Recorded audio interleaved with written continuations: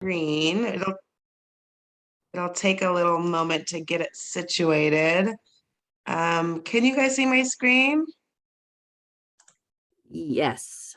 And can you see speaker notes or can you see the presentation? We can see the presentation. Awesome. Okay, well, like Laura mentioned, my name is Kiara Reed. I'm the Executive Director of Civic Thread, formerly Walk Sacramento. We did just go through a big rebrand and updated our mission and vision and the look and feel of the organization, but really we still hold the same values and will continue to refine the legacy that Walk Sacramento built. A 20-year strong organization doing this work, so definitely want to continue building upon that. Civic Thread's mission is to elevate institutionally underserved voices and priorities to co-create communities, neighborhoods, and places where everyone can thrive. In practice, this looks like safe routes to school programming and implementation, active transportation, advocacy and planning, and community empowerment and engagement. Just want to give like a high level overview of our program goals. Our role within this project has been really focused on analyzing park and healthy retail access in North and South Sacramento. These are both environmental justice communities. So we have community members that are living in poverty, high concentrations of people of color, and also a number of just access issues within both communities for food, for parks, and to just regular resources. So our goal has been identifying policy and built environment opportunities to improve health through active travel to healthy destination. This work is done in partnership with Sacramento County Department of Public Health's Obesity Prevention Program and is funded by CalFresh Healthy Living, USDA SNAP, and Equal Opportunity Provider.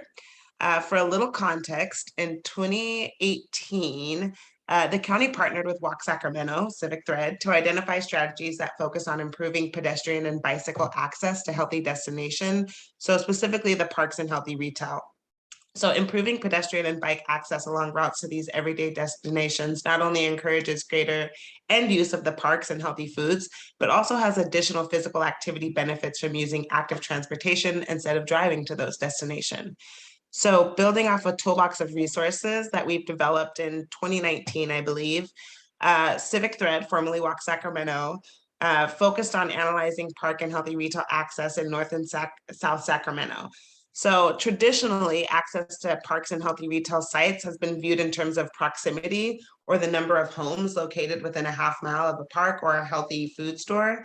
And while proximity is important, there are other conditions and considerations that impact access. For example, many of the communities in Sacramento County are located within a half mile of a healthy destination. However, residents may not actually be able to access the nearest park or the nearest food store due to sound walls, high-speed streets, unsafe crossings, non-existent sidewalks or bike facilities, and other barriers that make it unsafe, inconvenient, or uncomfortable. So social factors such as presence of crime, affordability, of programs or programs that just don't meet community needs also limit access and discourage active travel. So that's really what we're trying to address here. In light of the various barriers, a Safe Routes to Parks and Healthy Retail program should aim to accomplish the following objectives. So accessible via multiple modes of transportation for people of all ages and abilities. So that's that 8 to 80 approach, making sure we're targeting the youth, but also our older adults. Should be conveniently located within approximately 1/2 mile or a 10-minute walk from where people live. Safe from traffic and personal danger. Comfortable and appealing places to walk, bike, or roll, and ultimately ending at spaces that are well maintained and programmed. And that programming piece is really important. And some of the things that we need to consider for programming is making sure that they are age specific and also culturally relevant, right? So making sure that we're meeting the needs of all of the different cultures that live in our communities. So an overview of our program, we really have 5 overarching strategies that make up the program. The first is assessments. And so assessing policy and infrastructure opportunities. Typically, this is where we couch our walk audits. And just a heads up, I'll be diving a little bit more into what each of these strategies actually looks like in practice. Then we have community engagement. So engaging with community-based organizations, local decision makers, and community members to incorporate a safe routes to parks and healthy retail lens and promote active transportation and physical activity. That Third one is coalition. So really the goal is to embed a healthy park and retail access focus into work related to the built environment. So we sit on a number of coalitions to make sure that we can work with the folks, work with our larger community to embed that focus. Then we have indirect education. So really promoting physical activity and active transportation through indirect education opportunities, which could look like social media campaigns or passing out flyers or other educational resources that promote those things. And then we have program technical assistance, and this is twofold. So we provide technical assistance to agencies and community members alike, similar to what we're doing here today, right? Sharing best practices as part of this work. We have also developed a toolbox of resources to accompany this effort, which I'll share a lot more about later on. So assessments. On the screen here, you'll see a series of images, and these are images from the last walk audit that we completed. And for context, Woodbine Elementary had reached out to us, and they're a school in South Sacramento, for wanting ideas really to encourage students to walk and bike to school. And because of the school's interest in neighborhood walkability, we considered it to be an opportunity to explore greater park access.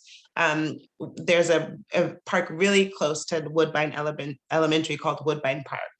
And so we had initially planned to do this walk audit in early 2020, but due to COVID, and I'm sure you guys had very similar experiences, everything shifted and we had to push it back to fall, and we were still able to do an in-person walk audit, but we had a lot less attendance, I think, than we had anticipated. And, you know, we're doing our best to practice social distancing and following county health guidelines.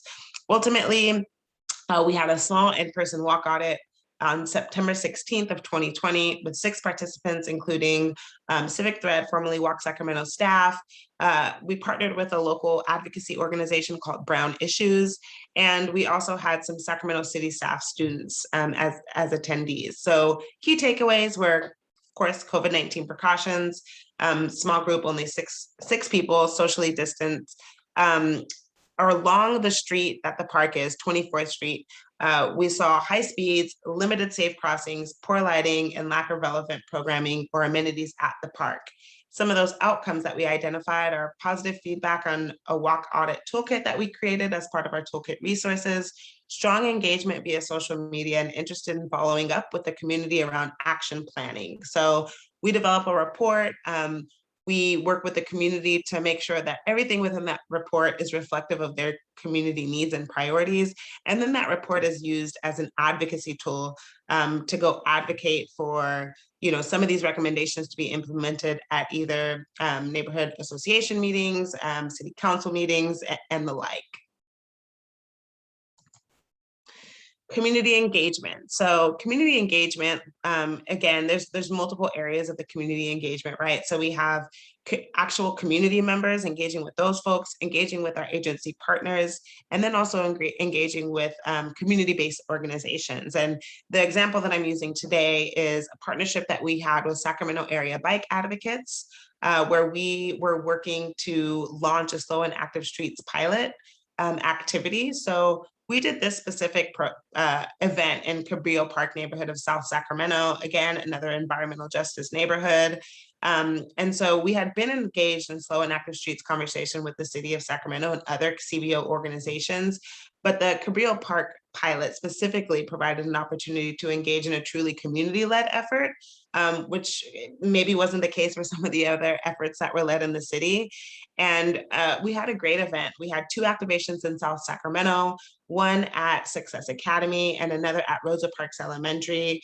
We had 3 amazing partners, including Sacramento area bike advocates, Walk Sacramento, Civic Thread was there, in addition to the school board trustee in the area and some other elected officials, including some council members. And we were able to distribute 100 helmets to youth who lived in the area that often are walking or biking or using their scooters to get around to class or just around the neighborhood to hang out with their friends. Coalitions. So what the coalitions look like is serving on a number of coalitions. And these are just a few examples of the types of coalitions we sit on. So the first one here is the Sacramento County Food System Assessment. Civic Threads portion of this is, we're really taking a look at accessibility of foods and how can we increase access to foods utilizing active transportation. And so in both of the communities that we're focused on, North and South Sacramento, we're dealing with food deserts, food swamps. So taking a look at not only how folks are getting there, but is it even convenient to walk? I mean, if you have to travel 3 miles to the closest grocery store, you're probably going to take a car because you probably can't walk there and carry all your groceries. So in this coalition, we're looking at the accessibility of utilizing active transportation and then identifying policy recommendations to help mitigate some of those barriers. We also sit on the City of Sacramento Environmental Justice Working Group, and that coalition is coming out of the general plan update. And so really our work here is to inform the environmental justice element of the general plan by providing feedback on draft policies, including community engagement, physical activity, air quality, mobility, land use, and public facilities access.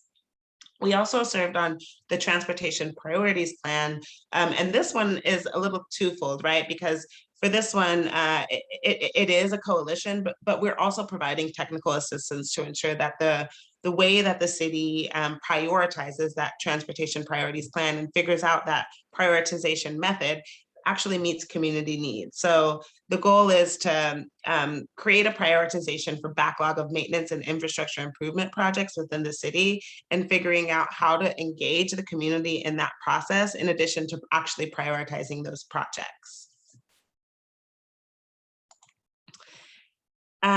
Indirect education. So for indirect education, oftentimes it looks like being out at events, passing out flyers. However, COVID really changed the way we were able to engage in indirect education activities. So this past year, what it looked like was creating a video education series. So we launched a video education series, which had 4 videos, one major partnership with regional transit, and had a reach about 2.5 thousand people. So the first video that we created was how to route plan. The second video was safety tips and checks. And the third video was traffic safety and transit connection, featuring a special cut from our partners at RT, who we worked with in the development of the video. And the last video is bike racks and locks. And I think I might be able to play a portion of this, but I'm not sure if it'll work. Yeah, well,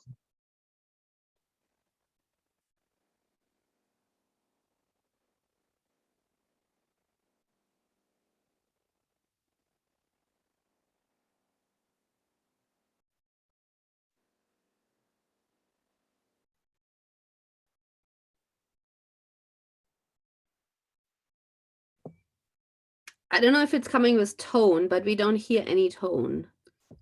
okay, let me see. I might need to check my audio. All right, let's try that again. Can you hear it? Load your bike in 5 easy steps that take less than 25 seconds. Prepare your bike for Oops. loading before the bus arrives. Remove water bottles, bags, pumps, and other loose items that could fall off while the bus is in motion. Alert the bus operator that you will be loading your bike. Make sure that the operator acknowledges your desire to load. You must load your bike from the curb side or in front of the bus. Never step into oncoming traffic to load your bike. To lower the rack, pull the handle with one hand and lower the carrier until you feel it lock. Use your other hand to steady your bike. Lift your bike onto the tray, fitting the wheels into the slots. If vacant, load your bike into the inside slot first. Swing the wheel lock around from under the bike rack and place on top of the front bike wheel. Try to choose a seat near the front of the bus to keep an eye on your bike and remember to unload it. If you are sitting in one of the priority seats at the front, be sure to give up your seat to pregnant women, older adults, or those with disabilities if needed. Unloading your bike is just as easy. Inform the bus operator that you will be unloading a bike as you approach your bus stop. Use the front door to exit the bus. Swing the wheel lock around to under the front wheel. When the bus is in the kneeled position, the wheel lock can be moved in both directions. lift your bike out of the bike rack. If there isn't another bike in the rack, return the bike rack to the folded position until it locks in the stowed position. If the driver pulls away before you've unloaded your bike or you forget it, call SAC RT Lost and Found at 916-321-2800.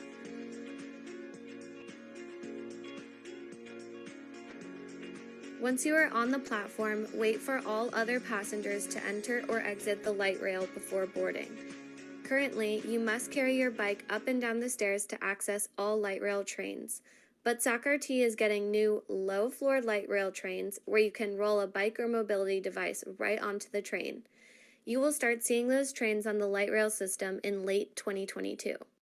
If you are riding one of the CAF light rail trains like this one, each car is equipped with 4 bike racks, 2 at the front and 2 at the rear of each car. To use the rack, lift up your bicycle and attach the front wheel to the top hook and make sure your rear wheel is secured at the bottom lever. If you are unable to attach your bicycle, or if you are riding one of the Siemens trains without bicycle racks, as is shown here, please remain in the designated bicycle area at either end of the car next to the flip-up seats, except if you are in the lead operating car, where bicycles are not permitted to be at the front near the operator. Be sure to maintain control of your bicycle by keeping at least one hand on it at all times. Bicyclists can board light rail every day at all hours of operation.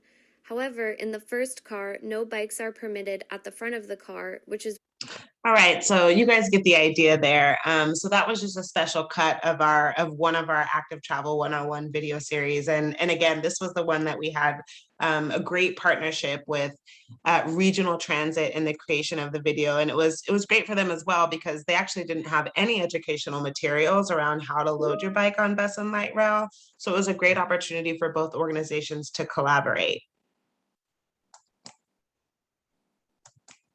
Did you know All right, so technical assistance. This is really where a lot of the work that we do falls. At the onset of our Safe Routes to Parks and Healthy Retail program, Civic Thread developed a toolbox of resources to provide best practices and guidance for the county and other partners to support and implement Safe Routes to Parks and Healthy Retail.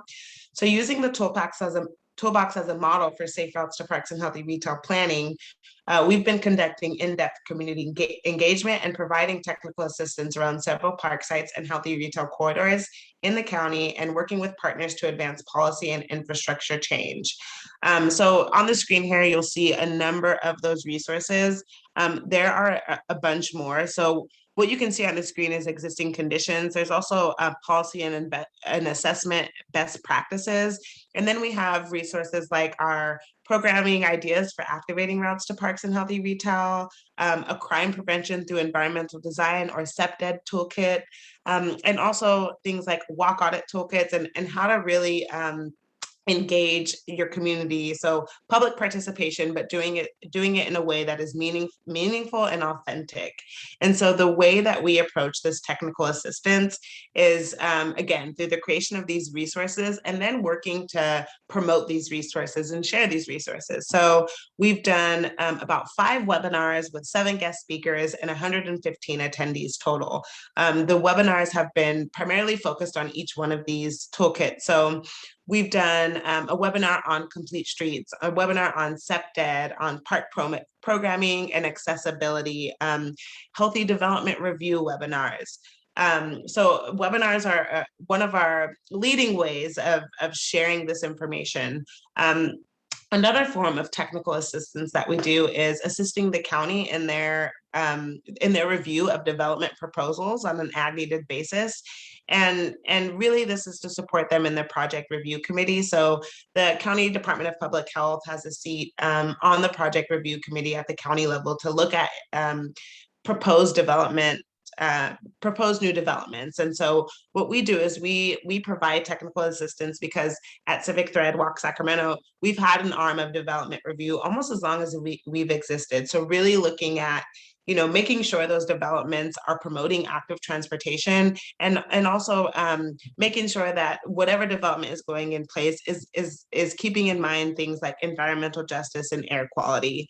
So this is more of a recent development, a little bit newer on our plate than say the webinars or some of the other technical assistance that we've provided, but it is an awesome opportunity for us to continue to support the Safe Routes to Parks and Healthy Retail initiatives, and making sure that at the county level it's being embedded in any new developments that are being proposed. And I mentioned earlier the Transportation Priorities Plan. That was another opportunity for us to provide technical assistance to the city and make sure that their process is inclusive, and that they're using some of the best practices that we've put together in our public participation toolkit. We've also had an opportunity to meet with the City of Sacramento Parks Department on their Parks Master Plan. They are using a lot of these resources, including the park access and the park site analysis, to help inform the citywide Parks Master Plan. So this year and really 2020 has been a year of challenges, and I think that's not exclusive to the work that we're doing.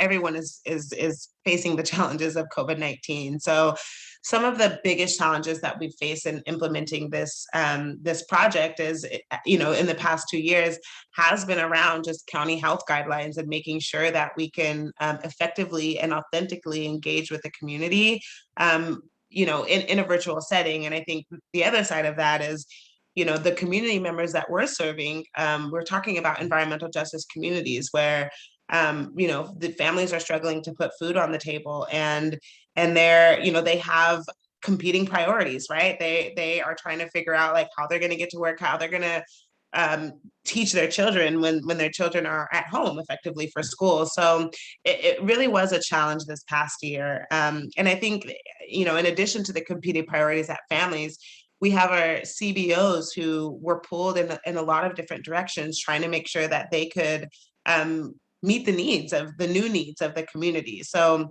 it felt a little difficult at times to be trying to push our agenda on some of our community-based organization partners, knowing that they themselves were at capacity, trying to just meet the needs of community members. We're also dealing with Zoom fatigue, right? So now that everything's virtual, people are tired of being in a virtual setting. I know I myself have experienced the Zoom fatigue, where it's like, not another meeting on Zoom, right? People started doing their happy hours, their team meetings, literally everything on Zoom. So that's another difficult challenge that we had to face in the past few years. And then, also considering that some of our community members don't have internet access. So what are the ways that we can meet our community members who maybe don't have devices that access the internet, or maybe just don't have the bandwidth? And so getting really creative, and at Civic Thread, we like to say, like, if we know how to do anything, it's if we know how to pivot, because that is all we've been doing in the past few years is, as the county guidelines change, you create a new plan, and then you got to go back to the drawing board.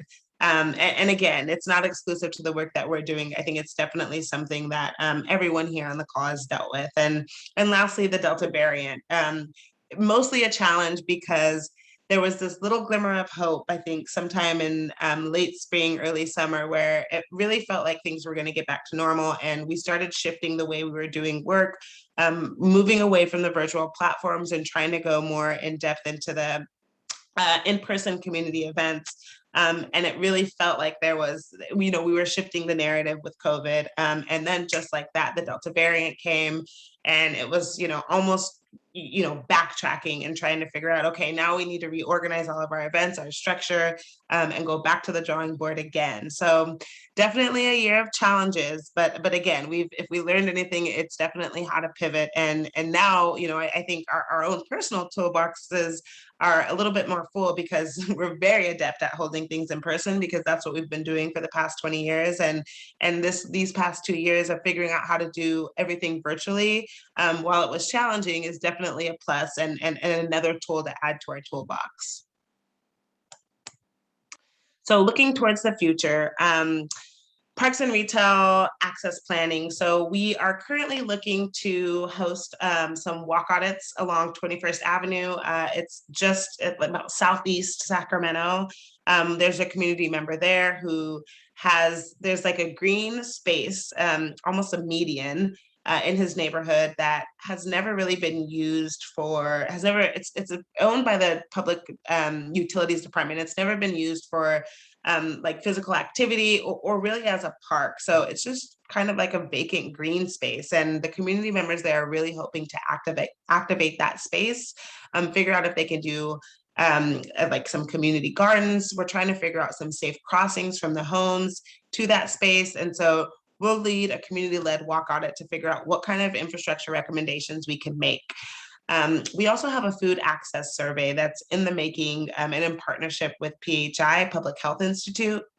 And that survey is really to take a look at how are our community members accessing healthy food options, especially in this era of COVID, where there's a number of challenges that are presenting themselves to our community members in terms of accessing healthy foods. And that could be just like, folks have been losing their jobs.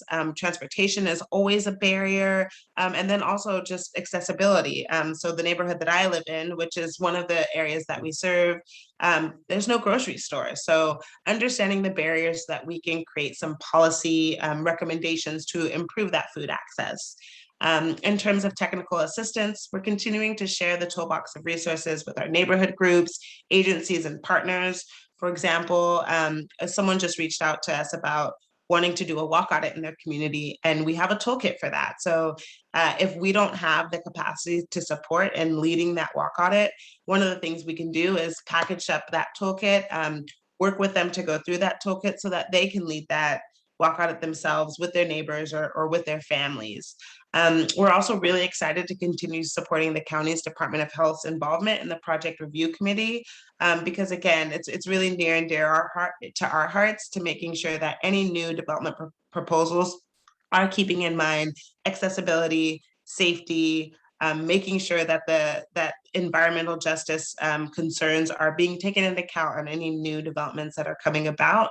And then lastly, for indirect education, we're hoping to do another video education series similar to that video that you just watched. We have an opportunity to partner with Opening Doors, and they're an organization that serves recent immigrants and recent refugees. So we have a large refugee population from Afghanistan. So really working to make sure that our new neighbors have an understanding of how to use bus. How do you buy a ticket? Where do you go for that? How do you navigate getting around the city of Sacramento and the county of Sacramento? So that's our idea for the next video education series. We've also toyed around with the idea of doing something a little bit more focused on persons with disabilities. So similar to the same video, how to route plan, how to connect to transit, but definitely from the perspective of a person with disabilities. And we're really hoping this year that we have an opportunity to do some in-person community events. And if not, we can definitely shift to the digital campaigns that we've been doing this past year, but keeping our fingers crossed that we'll be able to attend some events and engage with people directly. And that's it. I would love to open it up to questions that folks might have, or any comments that folks might have on the work that we're doing. And my contact information is there if you'd like it. Thank you so much, Kiara. I think before we want to open this up for questions, we're going to give Sheila Hakimipour a chance to go over her presentation. And I love to see all the similarities that there is. This Safe Routes to Woodward Park, or Safe Access to Woodward Park initiative, actually also developed out of a slow streets discussion that has been happening here at the city of Fresno, where within BPAC, a slow streets program was developed, and it kind of the discussion trailed to one of the big needs to provide safe access to one of our biggest park here in Fresno. So Sheila, if you want to share your presentation, go over this, and then we'll have questions after for both presentations. Thank you, Laura. Can everybody see my screen? Yes. Okay. And it's the presentation mode, right? Yes. All right. Thanks everybody for being here, and we definitely want to make sure we have time for everybody who participated today to ask or comment on this webinar. So please, as Laura said, write your questions or comments in chat, and I'm gonna try to be very quick so we leave enough time for everybody to ask or comment. So thank you, Kiara. This great work you guys are doing in Sacramento area, and we really appreciate all the information that you provided. Certainly, I'm happy to tell you that a lot of work that we've been doing regarding Woodward Park is sort of unstructured, but very much similar or on the same line as you guys are doing. So we can definitely benefit from your work, put some more structure on our approach and initiative. So again, welcome everybody to today's educational webinar. We heard a lot of good stuff from Kiara, but and I'm going to be just doing a very quick presentation, hopefully, about a place here in town that is local, and you guys, I'm sure, are familiar with or have been there and enjoy being in that, which is Woodward Park. Safe access to Woodward Park is sort of a kind of informal or / formal initiative that a few of us started working, a few organizations, growing to a few more organizations and members, looking to add you guys all to this coalition, to starting to pay attention to safe access to parks in general, with focus on Woodward Park.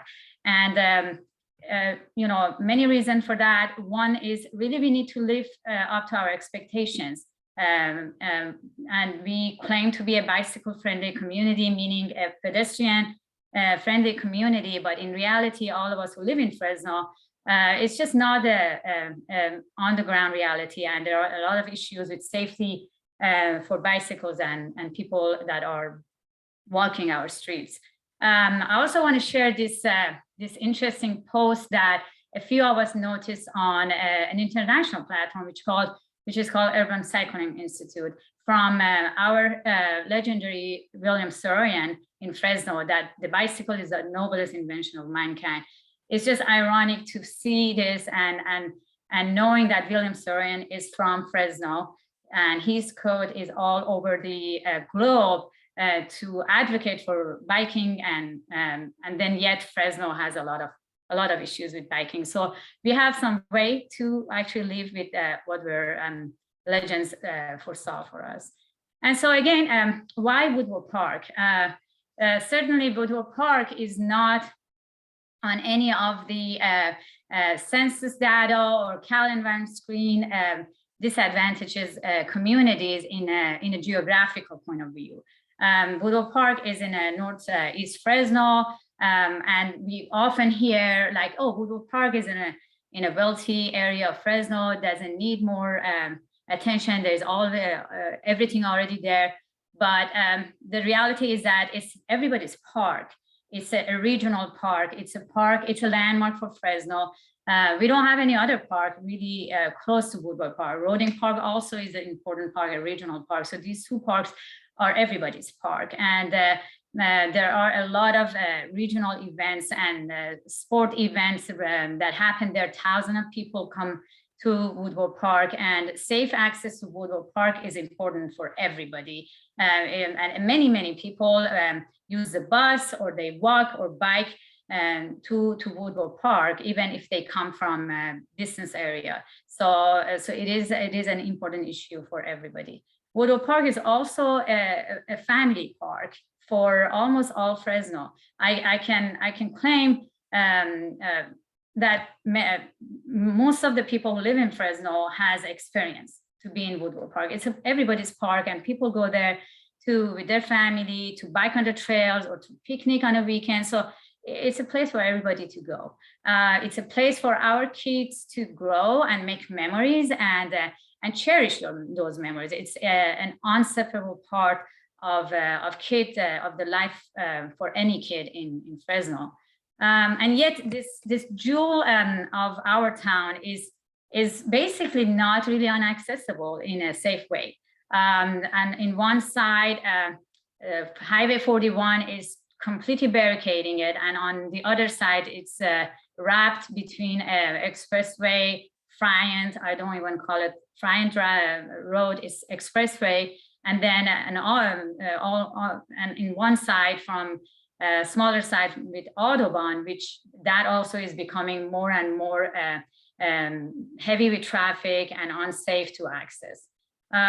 Many people cross, walk, or walk with their dogs, crossing intersections on Friant or Autobahn to get to the park, when at the same time cars are zooming by and rushing through rush hours. So totally unsafe and uncomfortable place to be as a walker or biker. And as a result, we're getting accidents happening repeatedly, and car crashes repeatedly on different area intersection or access points to River Park. The worst of them recently that most of us remember is little Angel Hernandez, who was caught in a car crash and ended up with losing his life. And then repeatedly myself witnessing many of them in the past few months happening at different intersections where a lot of people cross or bike to get to the park. Wait, I can wait. And so we kind of want to take you to a journey here of like one of the pathways or one of the routes that one person could take to go to Woodward Park, and just kind of show you step by step the experiences that is there. And I encourage you all to pay attention next time you're walking at any place to the park, or just experience that. Don't drive to Woodward Park, actually walk or bike and share your experiences. Yes. So this is like an example of like if you're coming from downtown on Palm, trying to get to Woodward Park, you find yourself in an intersection that is totally not for you to be biking or even crossing, really. And then you continue on trying to get to Autobahn. Again, you find yourself at a Autobahn and Palm and Nice intersection, which is totally not designed for bicyclists to be there. Very, very unsafe. No place to even cross. There's no crosswalk there. You continue your journey on Autobahn, and it's as much as Autobahn is a safe place to be, but imagine yourself, you're living on south side of Autobahn, you want to cross to go to Woodward Park, there's no place to cross. And then and when cars are just increasing in numbers, in speed, you just have to really cross Autobahn on a place that is not designed for you, and it's very dangerous. I have found myself several times in the middle of those on that turning lane and just regretting that I decided to cross Autobahn. You continue your journey on 41 overpass, and it's just unpleasant to be there. The narrow sidewalk, usually blocked with the debris or light poles, and if you're on wheelchair, this would not be a place that you can navigate. And if you're you decide to be off the sidewalk, cars are driving very fast going up or down the bridge, and it's just not a safe place or comfortable place to be. And again, more importantly, if you're on a wheelchair, sidewalks are usually obstructed with light poles or other signs, and they're narrow, and some critical points they actually end, and there's no sidewalk. And if you're on the wheelchair or you're on foot and you get here, you want to go to Woodward Park, you either have to cross Autobahn where there's no crossing, it's very dangerous, or you have to go through the entire very unclear, marked pathway through Fresno Heart parking area to get to one intersection here that you can cross, which again, I would argue is not a really pleasant crossing. And this is what you would experience if you want to cross the Autobahn to go to Woodward Park. There's no sidewalk, there is no crossing, there is no safety to be in the middle of Autobahn there. And if you're on the bike and you continue drive, your way, there's no bike lane, and you have to share your path with cars, blinded by who's coming through from your back, and believe me, you want to get away, and you don't want to be in that situation. And then the story on Friant even gets worse. You're on Friant. This is a Friant and Autobahn intersection. You would want to cross here to get to Woodward Park. There is a very nice trail right behind me where a student took the picture, but this is your crossing, a very, very wide sidewalk. A lot of cars, pedestrians and bicyclists are not visible because it's just too many cars trying to rush to rush hour. Sidewalks are faded and crosswalks are faded. And again, very, very unpleasant. Same thing happened at the next intersection, which is Shepherd and Friant. Many accidents has happened there. I have passed like 5 or 6 since July myself, airbags on. And this is a place that beyond, a little beyond there on Shepherd, there is a Old Town Clovis Trail. You guys, I'm sure all know about it, who live in Fresno. And so many people cross or bike to come to Woodward Park, and many accidents happen. This cross road of high traffic, speed traffic with high volume of pedestrians and bikers to cross. So these are not just any intersections. These are intersections where people are facing a very dangerous situation, and a lot of it.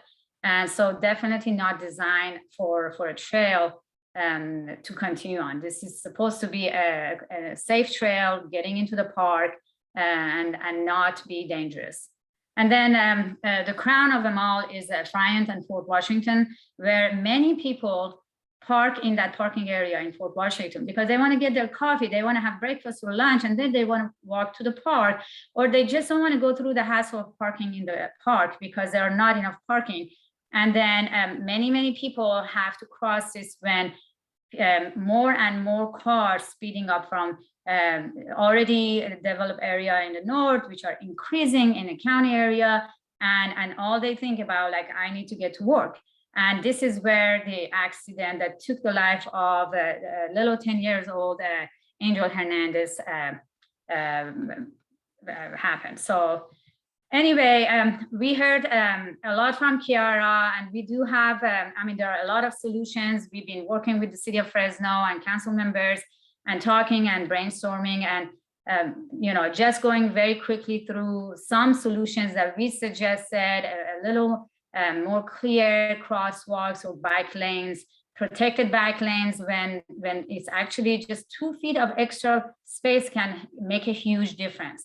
And a roundabout where there, or a light, traffic light where people have to cross, for example, on Autobahn, those pictures I show you, and it's not safe to cross. A trail on each side or on one side that can connect the trail system, and there's a lot of room. This is on Autobahn that there's a lot of room, no sidewalk or bike lane, but a lot of landscaping that can be actually turned out to a trail. Crossings on Friant could be better designed and not bare minimum, with more things for drivers to, like flashlights or better marked crosswalks that drivers can see and notice that this is a place I need to slow down and I need to be careful. So very from really small or a little more major interventions that can change the situation and environment. And basically considering and knowing that the crossings on our streets are not just for cars to stop behind a red light and then go through. It's for everybody, for bikers, for walkers, for cars, and it has to be designed in that way.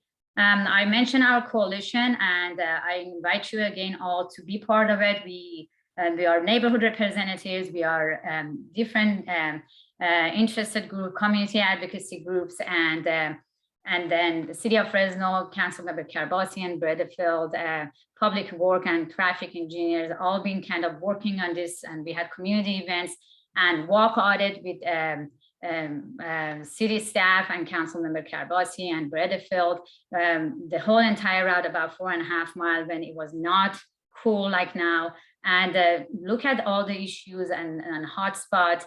And then we're almost at the point to launch a survey very soon in the near future, that Fresno State Transportation Institute will be working with San Joaquin River Conservancy to work on a user survey to find, to kind of highlight that people from everywhere come to the parks, and what are the modes and that they take to come to the park. Do they take the bus? Do they walk? Do they bike? So kind of highlighting all these issues that we're talking about.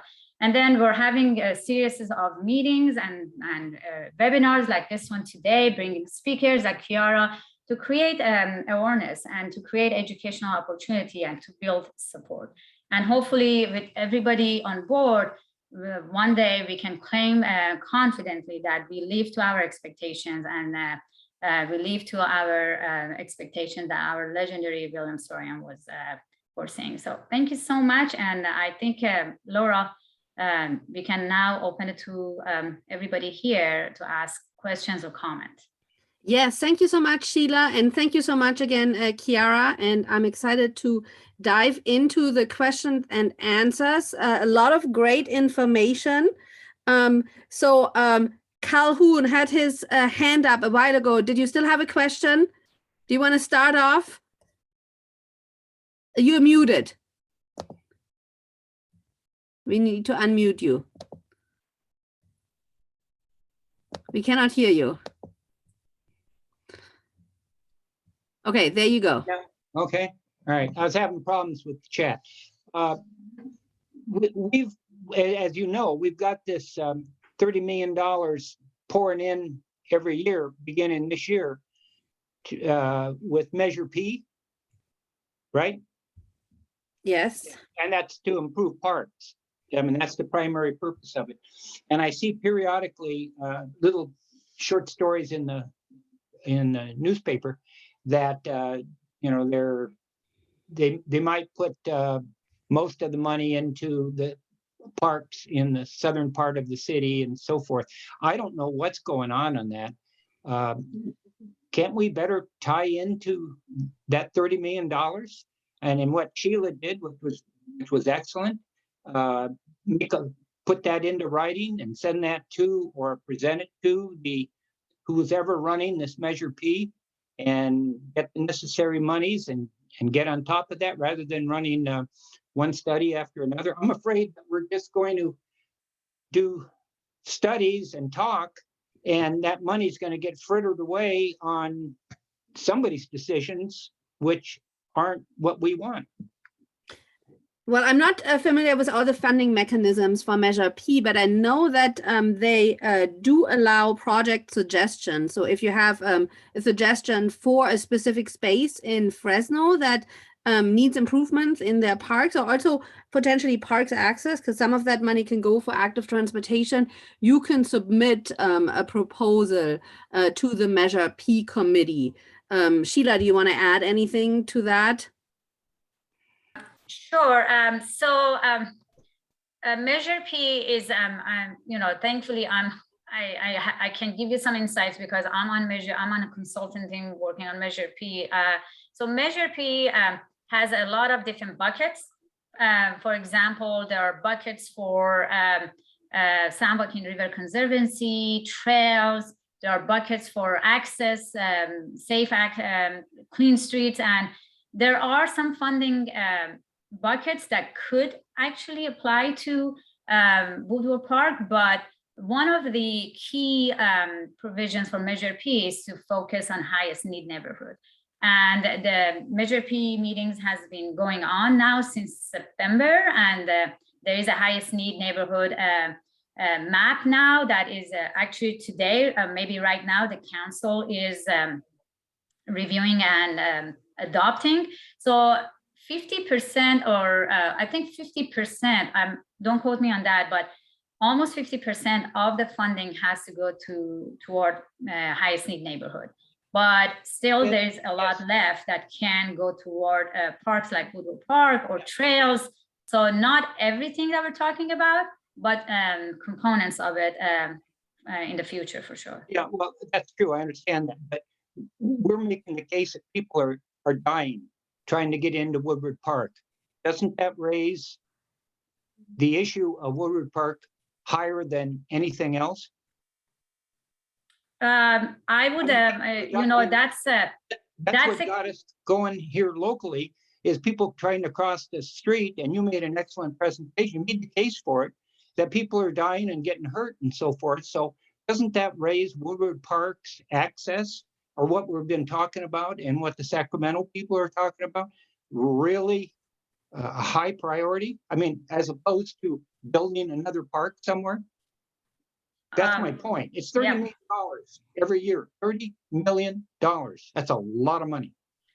So, Brian, my suggestion is that be the voice on commission.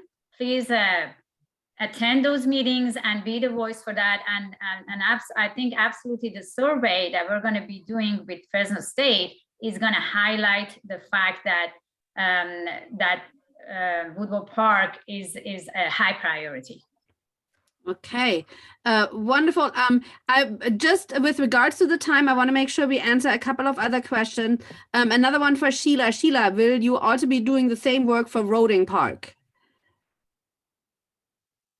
I was about to finish my text on the chat, but yeah, I can speak it out. Rosemary asked that. So we actually have been approached to combine the two projects, to get the two parks together and have this regional park, safe access to regional parks in Fresno. And then we had conversations with different agencies on that, but we sort of had to back up from Roding Park because apparently high-speed train authorities are going to do a lot of work around Roding Park. And we were told that Roding Park is going to be, for now, their project, and we are better not to be including it in our approach. Personally, professionally, I would disagree with that, but we didn't gain enough support. But that's something definitely, if residents support and back up and demand, that definitely is a good approach, and I am agreeing with that for sure. And then Kiara is asking if we are having a Vision Zero in Fresno. So currently we do not have Vision Zero here, but our BPAC is looking into it. If I might throw it back at you, do you want to give just like a little bit a teaser of what the Vision Zero is all about for those that are not familiar with it? Sure. Vision Zero is really taking a look that there should be no traffic related deaths, right? So making sure that what our targets are is zero. No deaths related to traffic incidents are acceptable. And the reason I asked the question is getting at Calhoun's point around Woodward Park, and that it should be a high priority due to the traffic deaths. And so what we have here in Sacramento is we have a Vision Zero task force, which Walk Sacramento at the time was sitting on. And we did put together a Vision Zero action plan, which highlighted our high injury network. So the corridors or the intersections that had most KSIs or traffic related injuries or deaths for pedestrians and bicyclists.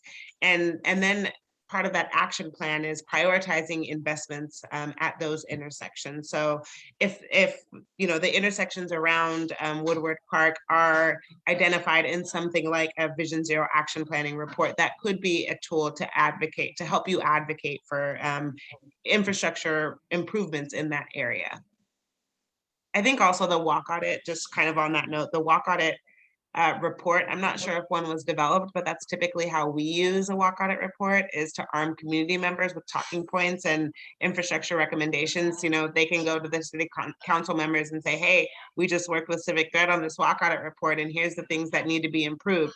So that's another tool that you could use for advocacy in terms of getting some infrastructure improvements around Woodward. Wonderful. That was a very Thank good you so point, much, Kiara, and I appreciate it. We have a report, and Jill, she's here, she helped us to put it together, but I think we can add some some language to make it like a report that we can share with the community. It's more like what were our observation, but that's a very good point. I appreciate it. Yeah, thank you so much. So we just have a little bit left. Do we have 1 or 2 more questions that the audience has?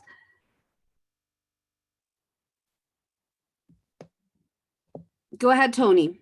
One of our big challenges are these expressways next to our parks and things. And I expect that Sacramento has had to deal with similar issues. And I was wondering if you have any suggestions on how you've approached those kind of high traffic, high speed corridors that are adjacent to parks such as Woodward Park.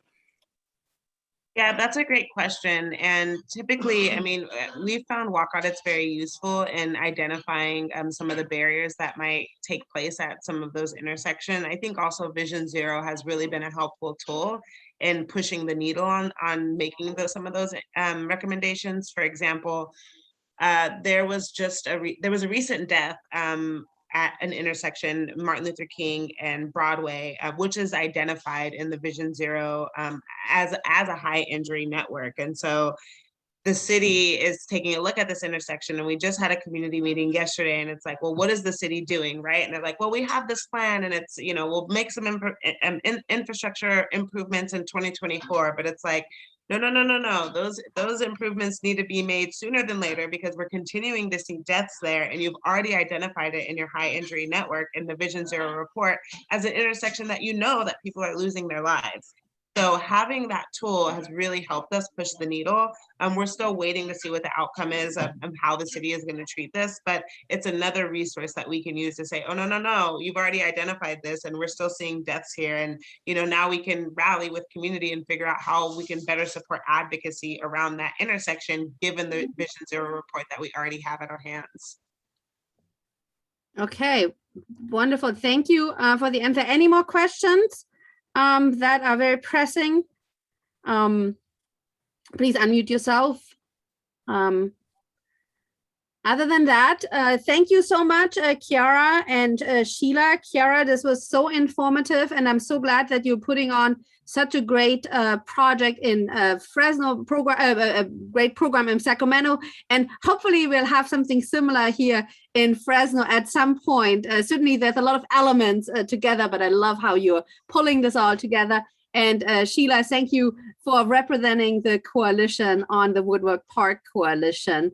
Thank you, everybody, for attending. Thank you to all our partners, and I hope you have a great rest of your day. Thank you. Thank you. Bye. Thank you.